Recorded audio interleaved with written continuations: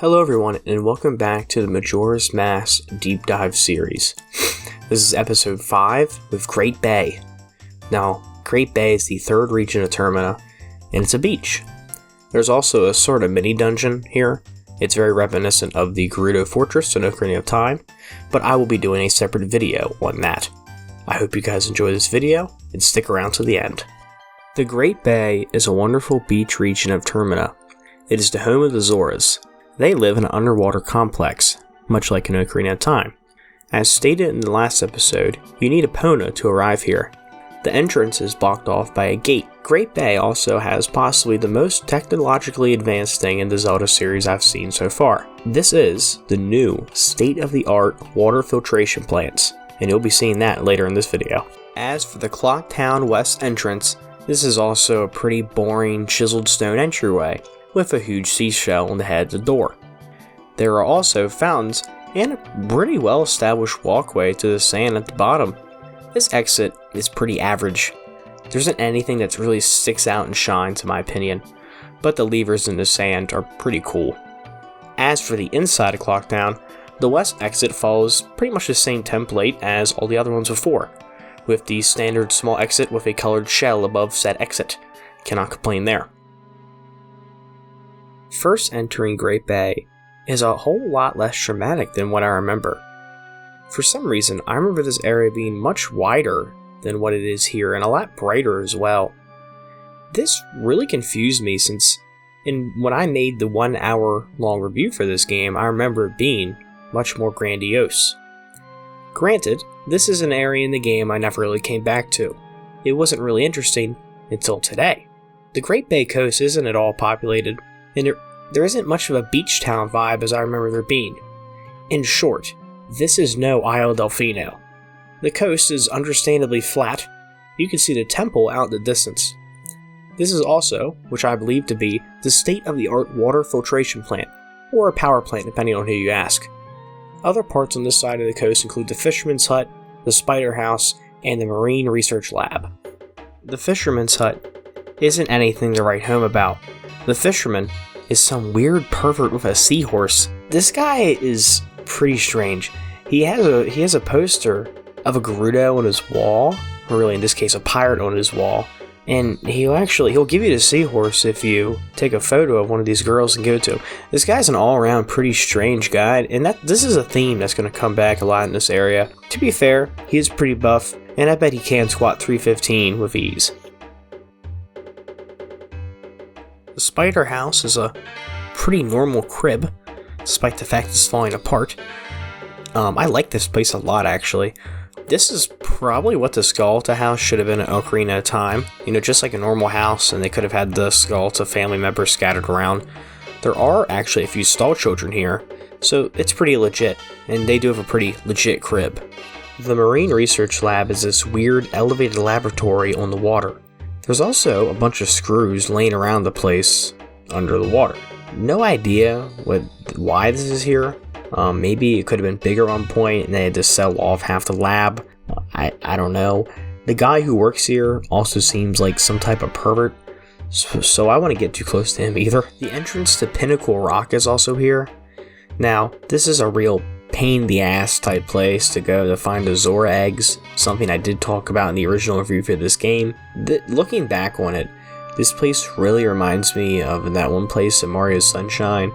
I want to say it was Noki Bay. Much like the Fisherman, you can also watch seahorses make love, so I guess now you are also a pervert. If you go back to the coast and face right, no, your other right, no, stop. If you go to the Great Bay and face right, then walk forward, as in walking right from the camera, you'll be able to go to what I like to call Great Bay Right. This is actually called the Zora Cape, who need this for like an actual reason. Zora Cape also has a few things to note here. There's these two schmucks who will challenge Zora Link to break parts of his fins. There's also 3 things in this general area that you can do. These being the Waterfall Rapids, Zora's Hall, and the 3DS exclusive waste of time, the Fishing Hole. Waterfall Rapids is this wicked racetrack ran by these 2 beavers who you have to race like 5 times to get a bottle. Pretty sure about that, it's been a while. It's an all-around, like really cool looking environment, and I really do enjoy the aesthetic of the place. This place was a real pain in the rear end when I first tried it, but it's much easier nowadays. Zora swimming is an amazing mechanic to begin with, and it's great there are ways to play with it here. I also really liked the way you get here, with Link having to use the hook shot on all these different trees and eventually making it onto the location. It's a fun touch. For some reason, this also reminds me a lot of Mario Sunshines. Zora Hall is also a very cool place within the game. It has this really cool reflection of the water on the walls, which makes this whole place feel very alive. Personally, I do prefer Zora's Domain over Zora's Hall, but Zora Hall feels much more lived in and less regal or worship-like. There isn't a King Zora here either, taking his time moving his big butt, his big bottom, some would say, his fish sticks even. But you can also find another pervert here who's trying to be a peeping Tom on Zora Link's girlfriend. Ooh, that is not a good sign at all. And actually, when you catch him wearing the Zora Link mask, you can follow him all the way up to the cliff, and he'll be like, I'm not doing anything. I'm not doing nothing. That wasn't me, dude. And after this, you can actually push him off, and he will die. Much like how you can blow up Sakharon the Thief. That's a joke, but I knew you guys went along with it. You didn't doubt me.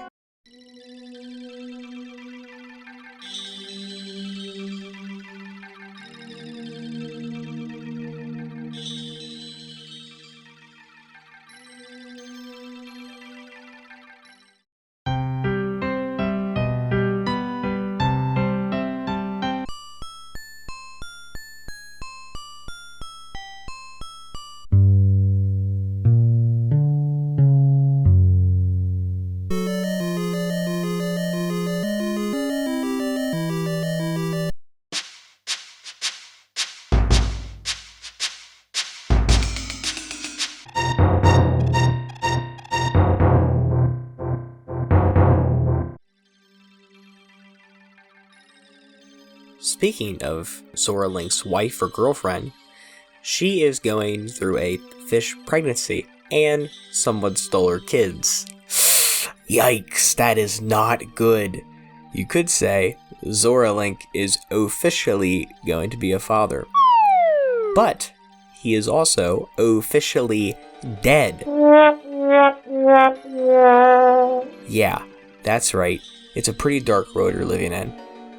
Honestly, returning the eggs from the Pirate's Fortress and all that, which we'll get into in the next episode, is a whole lot of work. So I only ever did it once.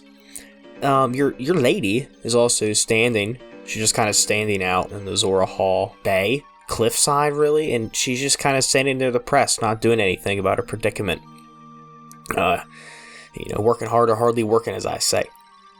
Thankfully, we can leave this woman for the turtle.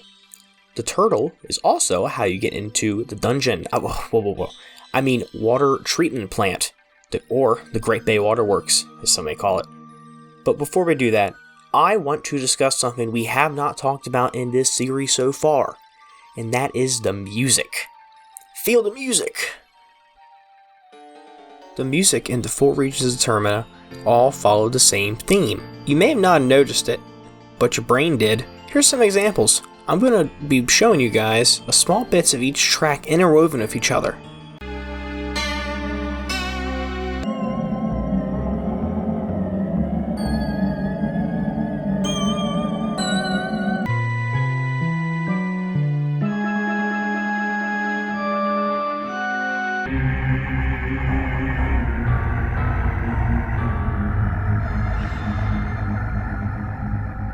Sorry if that mock-up didn't sound as great as it could have been, but it's a good proof of concept.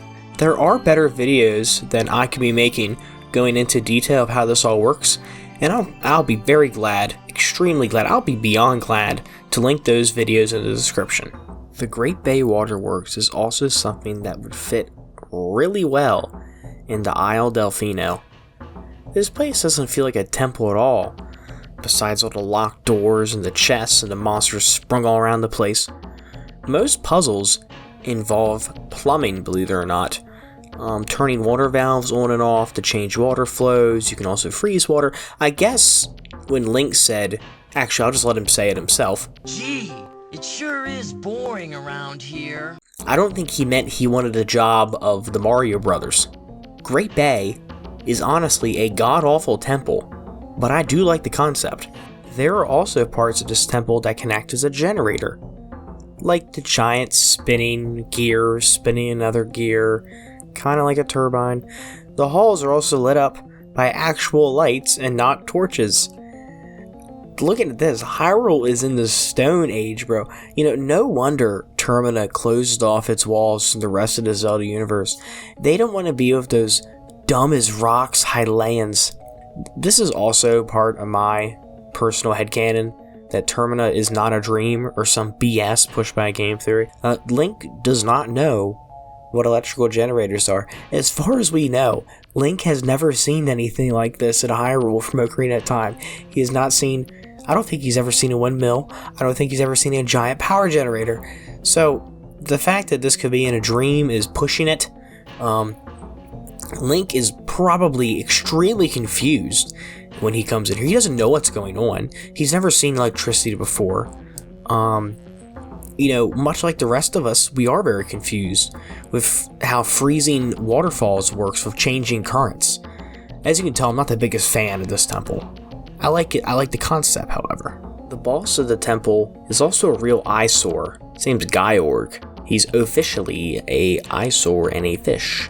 Off the top of my head, I don't really remember how to fight him. When I first fought him, I really think I just mashed buttons. I remember I came dangerously close to dying. You can see that on screen now. I'm using the same footage from the reveal. Great Bay Temple is probably the coolest place I've seen in a Zelda game since it's got electricity and plumbing, and it also probably provides a lot of stuff for Termina. I think it's a cool place. I enjoy Great Bay a lot since it reminds me of like the Great Bay Temple reminds me of a like Star Wars-esque, just a strange place. You don't see this type of place often in a Zelda game, and that's why I like it. So that's it for today's video, guys. We discussed the main areas of Great Bay and the power plant.